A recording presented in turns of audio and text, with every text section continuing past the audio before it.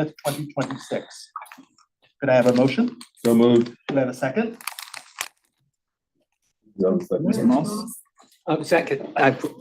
Second. Thank you. All those in favor signify by saying aye. Aye. Any opposed? Any abstentions?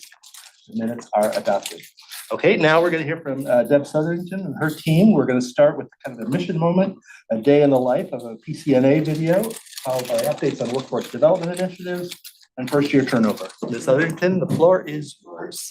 Today we want to share a video highlighting the day in the life of a patient care nurse assistant, which we call PCNAs. PCNAs have historically experienced a high turnover rate, particularly within the first year of employment. Exit data revealed through our working group that some employees were not fully aware of the scope of the role. And so this video is an output that we want to use as a recruitment tool to really highlight the day in the life of a PCNA here at Metro Health. HR is partnering with our nursing leadership on other retention and recruitment initiatives that I'll get to after the video. But for now, I'd like to share this video that we're very excited because it did launch this morning on our social media sites. So with that, I'd like to share the video.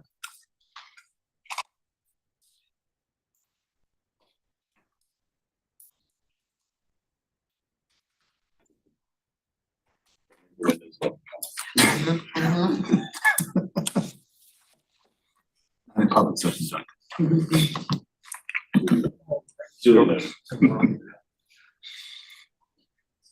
Sorts of rumors.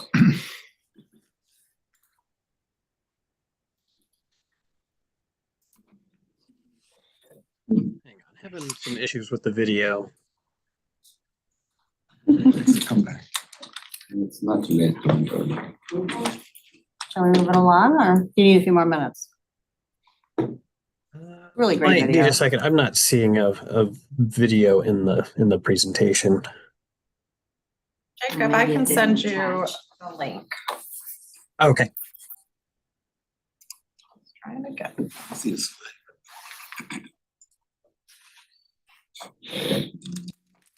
I'll let you know that the PCNA highlighted in this video is actually a former HR employee who is now pursuing his clinical career. So we are very excited for him. So you'll see him in the video once we get that launched.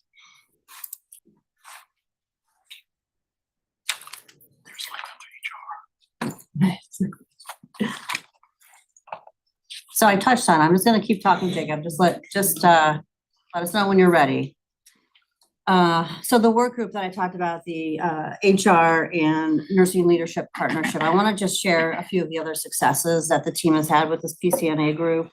So the work that they've done, we've seen a notable reduction in turnover, 10 fewer people leaving this year at the same time than last year, which represents a 30% decrease in first year turnover. So that's great news. Some of the attributing factors to that were we updated screening interview questions. And so we really wanted to make sure we were getting the right fit for the role. And then we also wanted to make sure they were getting a good experience when they came on site to shadow. And so we've extended the shadowing period now to 4 hours. Initially, it was 2 hours. And we've asked them to do it in 4-hour blocks, even if it's 2 and 2, so they can get a full idea and understanding of what it's like throughout the shift. And so great work by the team. Looks like we're getting close to the video. Okay, I think I got it.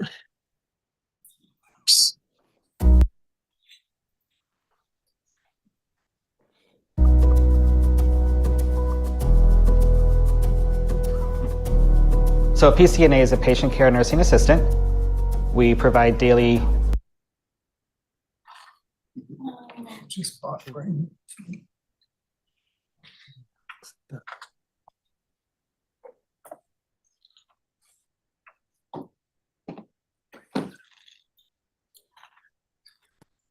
Now you can make the comment, Doug. I'm following my counsel.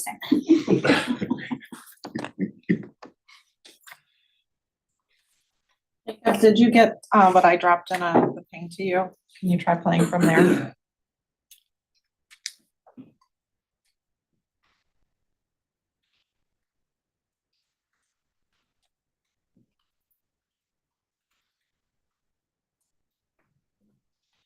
We're going to try and play the video off a laptop in the room, if that's okay.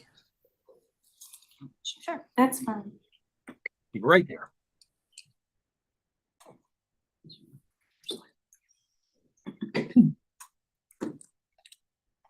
Are most of these PCNAs, are they mostly younger people, or they are all different ages, or All different ages. really? So Tiffany Short is sitting next to me. I'll introduce her while we are waiting. She's gonna do our next presentation, but she's our Director of Early Career Pipeline and Strategic Partnerships, and she leads a lot of the work in the HR team. She's gonna walk through, once we get through the video, some of our workforce development activities and initiatives and strategy. So are these PCNAs just working in the hospital? What do you call the people that are with the docs out in the various sites? So we have MAs. Medical assistant. Medical assistant, assistants. okay. Mhm. Yeah, so just to elaborate on that, our PCNAs, we had provide training in-house. The job description requires a high school diploma.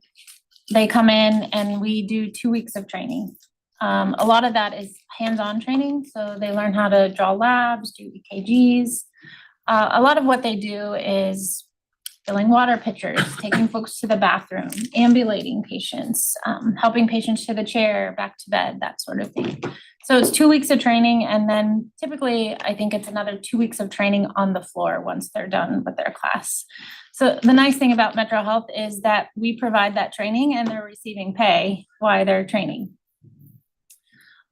So typically we don't have trouble recruiting into that role, but what we've seen in the past is behavior type things that doesn't allow them to stay retained in the role. So, but our medical assistant is similar to that role. However, it's 10 months of training, so a lot longer. Metro Health does provide that training though. It's paid training.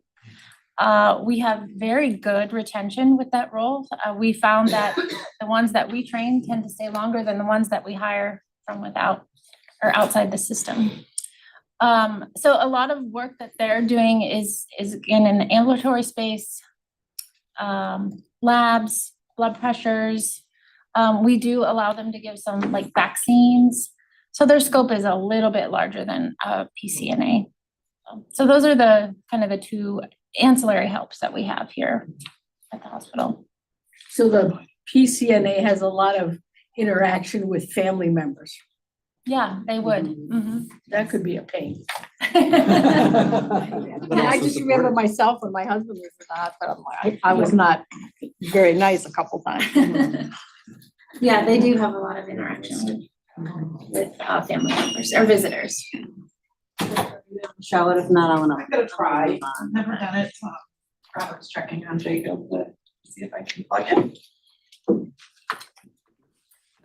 Just back to your point, the PCNAs, they really are more of a constant presence, you know, in the room and available. And so that's why I think I'm really grateful that we train them in-house so that we can say, here is our culture, here are our values, here, right, here's the approach, so that they come in with that understanding. And so what Deb and the team and Tiffany and the team have been able to do to say, this is really why you're here and the scope of the role, right? Helps to be able to upfront understand is this really a job I think I can perform and perform well, you know?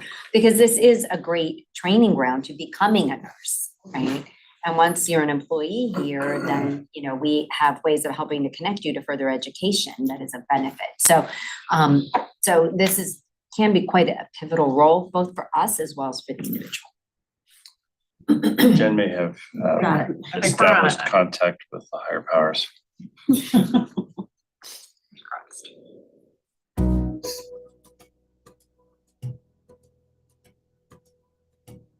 So a PCNA is a patient care nursing assistant.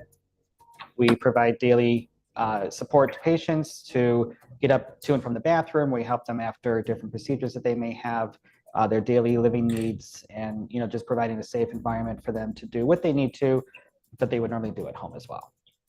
We start off with report from our nurses or other care partners. You would Go in and check blood sugars before breakfast. After breakfast, you can start patient care as far as getting cleaned up, brush teeth, face, just your morning daily routine. We go through with vitals. Some blood draws sometimes need to be done, or EKGs, bathing of a patient, Doing the things that they can't able to do. getting them to and from the bathroom, sometimes cleaning them up after using the restroom. And then also just helping with heavy lifting with patients as well. Some of them cannot ambulate properly, so we help provide a safe way to do so. Can I have your arm, please? I would say at the bedside would be where they make their biggest impact. They often notice changes in the patient mental status. This is something that they bring to the nurses right away, and at that time that the nurses can use that information, for their assessment, to provide information to the doctors about their concerns. Most of the patients weren't expecting to be in the hospital, considering their circumstances. So some people just like to talk, considering that people are going through a lot where they're here. They're just looking for a smile. For me, the most rewarding part is just knowing that I make a difference in a patient's life, but also working with our team, the nurses, the leadership team, making a difference for them. What I love most to be a PCNA is I love taking care of people. Metro Health, we are a community hospital. We do care like no other. Our patients make who we are, and they help us become better people, better caregivers, and as well as our team members here as well.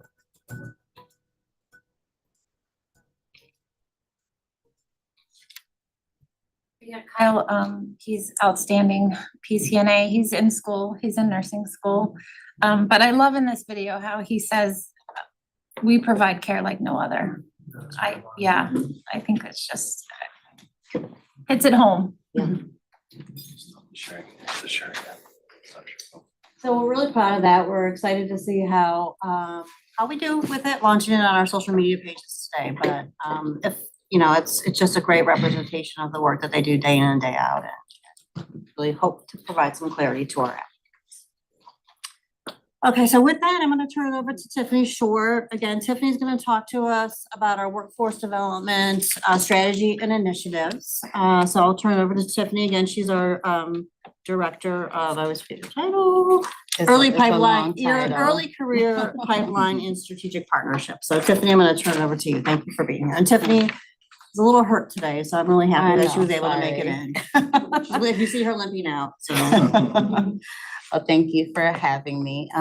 Just a few more things about the video. So it did launch on social media, but we're using this as another way to engage candidates and give them that precursor view of the role prior to them even interviewing with the manager. So hopefully candidates will opt in or opt out, based on what they're seeing the role entail. So the other cool thing about the video, the patient that was in it is our principal from Lincoln West High School, and I'll talk about that a little bit.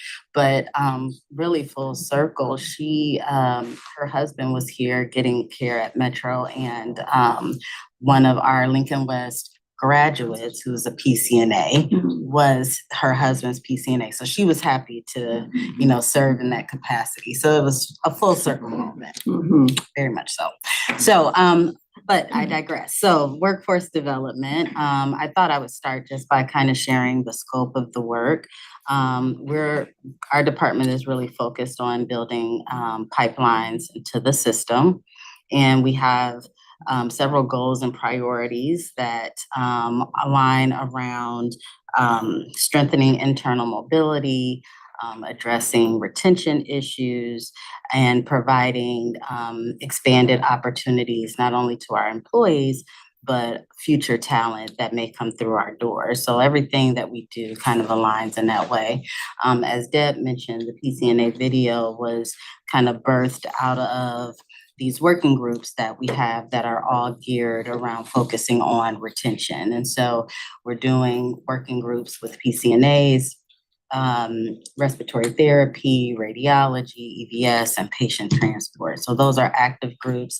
That's cross-functional teams built between HR, workforce, and that area that's having those high turnover areas, those high turnover numbers. So all of our work aligns with those priorities. Next slide, please. I don't know who's got the slides. Jacob. Okay, thanks, Jacob. So youth engagement. So this area is kind of near and dear to my heart. I think I'm proud of a lot of things about Metro, but I will say the youth piece is one that I'm just always in awe about how much we invest in our youth.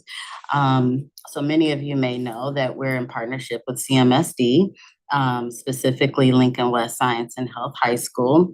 And so this year, class of 2026 marked our 7th graduating class. So it's kind of hard to believe, you know, opening our doors in 2016, and now here we are celebrating 7 graduations. The neat thing about this partnership, we've seen really great numbers. Our graduation numbers are above 90% year after year, and our attendance numbers are above 70% year after year. And so the attendance especially is one to really be noted, because in urban school districts, usually they have chronic absenteeism issues. And so I think that our partnership and what we bring to the table to the students really has improved overall attendance and engagement of the school. So for this year, our graduation rate was 97%. We have one student that I'm hopeful that he's gonna make it over the hurdle. He's taking summer classes.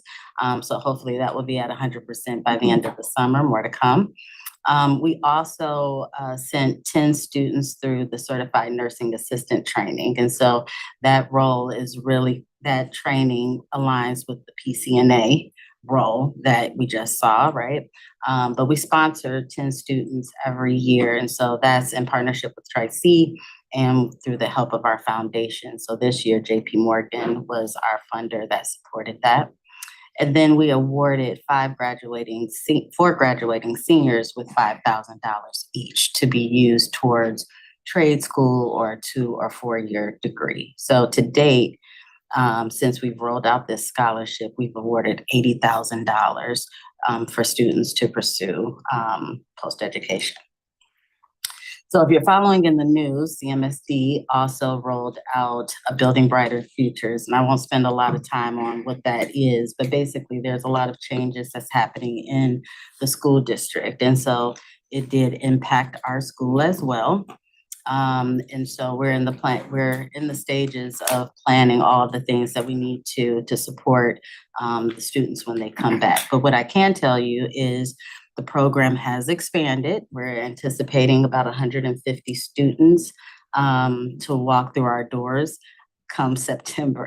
And so I laugh, I'm like, that's great, but that's a lot of kids, right? But they'll be gracing our doors in September.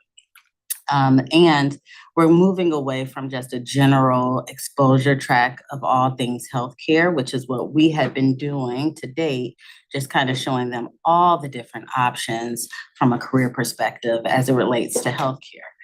Now we're moving to 3 career pathways, and those pathways would include business, information technology, and allied health. The allied health pathway is going to be geared towards respiratory therapy, which that was initially not the scope, but CMSD was gracious to kind of hear what the needs are in the ecosystem from us. And so now they're going to bend it towards respiratory therapy. So the thought is, you know, having all these students get exposure to that particular career pathway, hopefully they will matriculate into a respiratory therapy program upon graduating. Next slide, Jacob, please. All right, so summer internships. So we're right in the middle of that. We welcomed 24 students to participate in an internship at Metro. 20 of those students are college students, and so they represent colleges here locally as well as out-of-state colleges. And then we have 4 high school students who are here as well, and they are being sponsored through Youth Opportunities Unlimited. And so they're dispersed across the hospital. They started on June 1st, and they'll complete their internship assignment July 31st, which will give some of those managers a reprieve. Now they can go on vacation because they don't have a student with them. We're also in partnership with Case Western Reserve. I mean, I know we do a lot with them, but I wanted to just kind of highlight 2 projects. One is we have MBA students kind of walking alongside us with our working team that's focused on patient transport. And so these MBA students are kind of looking at all of our processes in that area to figure out what we can improve upon that would ultimately help with the retention in that area. So they'll have their recommendations at the end of July. So we're looking forward to that. And then we'll host about 40 to 50 MBA students at the end of July as well as part of their residency program. So Metro will host those students, bring in different speakers to talk about innovative projects that we're doing internally at the hospital. And the internships paid? Yes. Yes, they're paid $17 an hour for college students. And then YOU pays the. YOU pays a stipend to the high school students. You're welcome. Jacob, next slide, please. All right, so professional development and career pathways. So I wanted to kind of talk about our earn and learn strategy, and we're in the early stages of that. So that's my disclaimer, right? So we're still developing the infrastructure, but the idea here is to really start to invest in our internal folks, particularly the entry level population, right? So we want to look at our high performing entry level frontline staff and put them into pathways that are in demand for the hospital. And so the idea behind this is that, we're going to try to grow our own. So we'll be starting small, but this is an opportunity for us to really show our investment to our incumbent workers. And then also removing some of the financial barriers that many people experience, right? So when we look at our tuition reimbursement data, which is a great program to offer, many of our frontline staff aren't taking advantage of that. And part of that is because they may not have the resources up front to pay for it. This program will be a direct pay to the school that they're in. The other piece is that they will have a reduced work schedule. So whereas, it's always difficult to try to go to school, balance work, balance home, all the things, right? And so this will allow them to work a reduced work schedule, and then we will pay them for their time in school. So ultimately, they'll still remain whole from a salary and benefits perspective. But the idea is to just try to remove as many barriers so that they can be successful. Is there any handcuffs to this as far as when someone comes? Yes, it will. 2 years at a minimum that they would have to work, stay with Metro Health upon graduating. Next slide, Jacob. So we've identified a few pathway areas to start with. And I mean, this could change a little bit as we get closer to the launch, but we wanted to look at where's the greatest need internally, right? Where are those gaps and where do we anticipate future growth? And where can we align funding, external funding, because this is a big endeavor, but it's also a big investment as well. And so we've been working very closely with Greater Cleveland Works to identify incumbent worker training, which would then reimburse us up to 50% to cover the training costs. So that's kind of how we're positioning the way in which we can actually lift this off the ground. But as you can see, we're identifying obviously nursing, which, there's always a need there. radiology techs, and even paramedics. Jacob. So then other initiatives that I just wanted to touch upon, and this is my last slide, I promise. One is around career pathway workshops. So we launched a pilot back in January. This is a 5 module training series that we launched, and it's really just helping employees tap into what their passions are, you know, where their interests are, and to start navigating that with an actual plan. So we walk them through planning tools in order to kind of identify the steps that they need to take. We help them with their resumes, interview skills, some essential skills as well. And so we walked 40 employees through that program. We got a lot of great feedback because it was a pilot. We made those updates, and we're going to roll it out to the ambulatory sites starting in July. And so these are in person because we believe that that will create better engagement. So we'll start that process in July. And then the Metro Health and Tri-C Access Center, which is housed over in Via Sana. This is a partnership with Tri-C, but it's basically bringing workforce classes to the community, right? Because when we think about barriers, why don't people go and enroll directly into college? Some of it may just be location. I can't get there. Transportation is an issue. And so the Access Center is bringing workforce classes, and we started incorporating. We went from just kind of a general, you know, your introduction to college type class to college bearing credit bearing courses. And so that's a huge win because these classes are free to not only Metro employees, but this is for all community members, right? And so you can pick up, you know, a few classes before you actually enroll, you know, make the decision to enroll into a program. We're also offering this fall a GED and high school diploma option. And so when you look at the Clark Fulton area in particular, they have a higher percentage of residents who do not have that certification. And so having this option is going to probably be a game changer from my perspective, because those folks are typically underemployed or unemployed because of that, you know, not having that certification. So we're going to be promoting that in the next few weeks for an October start for those classes. Any questions? I felt like I was talking fast. Any questions? No.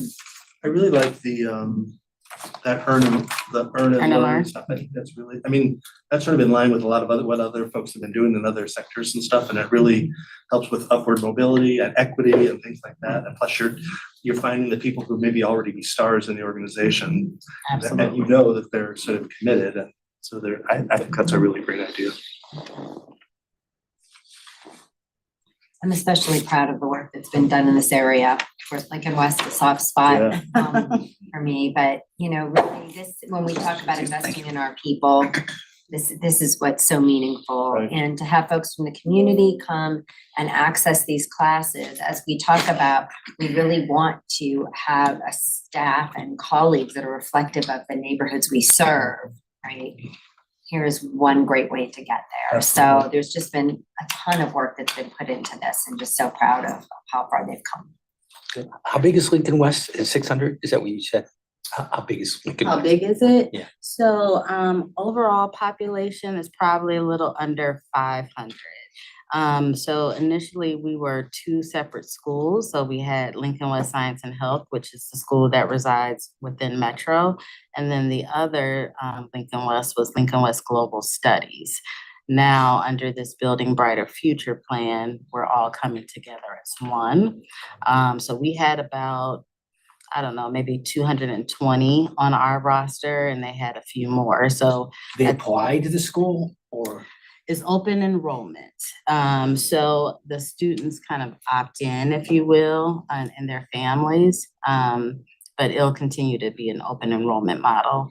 And now, you know, with these defined pathways, just across the portfolio of CMSD, you'll see students kind of making decisions based on the pathway that the school offers. So again, not neighborhood, then school, more of a.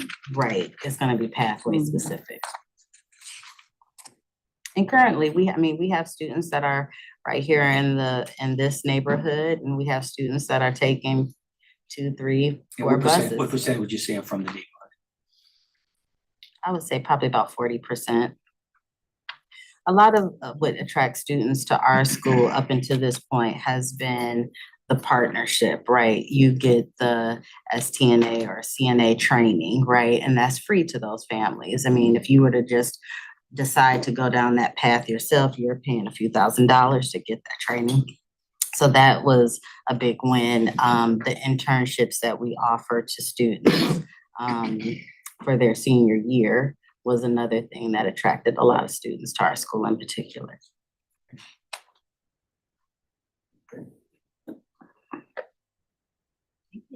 Thank you. Great work, Tiffany and team. Thank you. Next slide, please. I wanted to take a minute to update you on how we're trending on our 2026 system goal on our reduction first year turnover. Next slide, please, Jacob. When you look at the slide, you will see in the box off to the right, through June 6th, this data was pulled. We are trending at 32.6% of terminations that were within the first year of employment.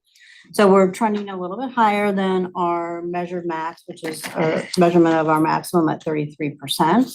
So the good work that Tiffany and her team are doing and Jennifer and her team are doing on retention is really paying off.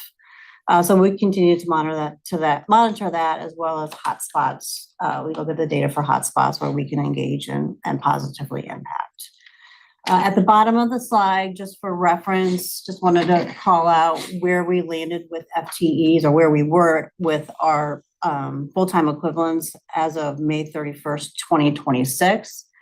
I think if you just look to the bottom, total system FTEs, you can see that we are trending 286 FTEs positive towards budget, which means we still have room in our budget to hire more, but we are actively reviewing requests for positions through our position justification committee, which has proven to be effective. So we're keeping a close eye on how we're turning towards budget.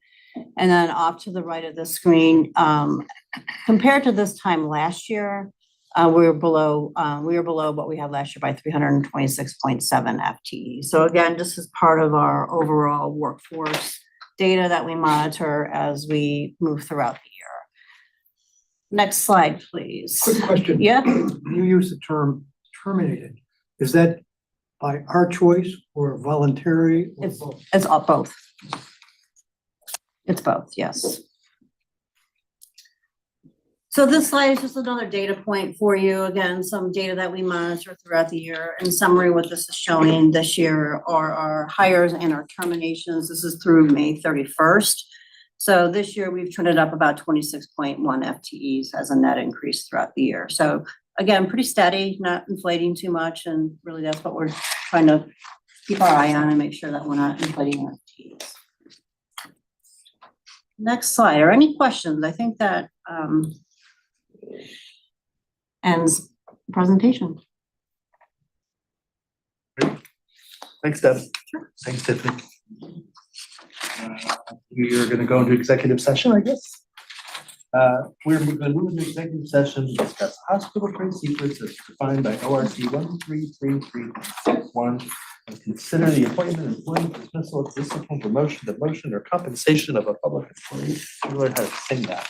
Or the investigation of charges or complaints against a public official and to conference with the public body's attorney to discuss disputes involving the public body that are the subject of pending or imminent court action as defined by ORC 121.22G. Do I have a motion to recess into executive session to discuss these matters? So moved. A second? Second. All those in favor, I'll do a roll call. John Bartlett, yes. John Yeah. Moss? Yes. Dr. Walker? Yes. Ask the public to step out and we will move into executive session.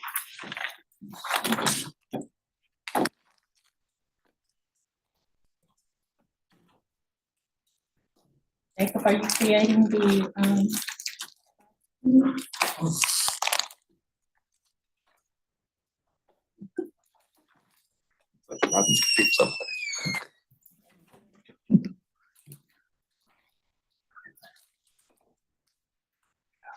Congratulations on your canoe.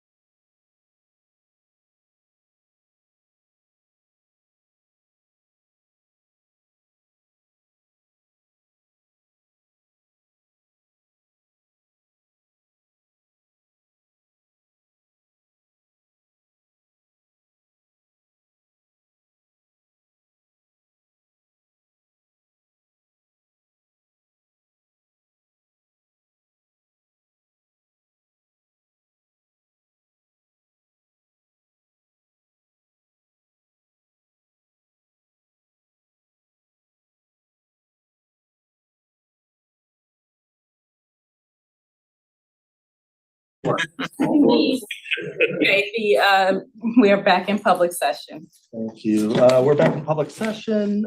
With there being no other business to come before this committee, this meeting is adjourned.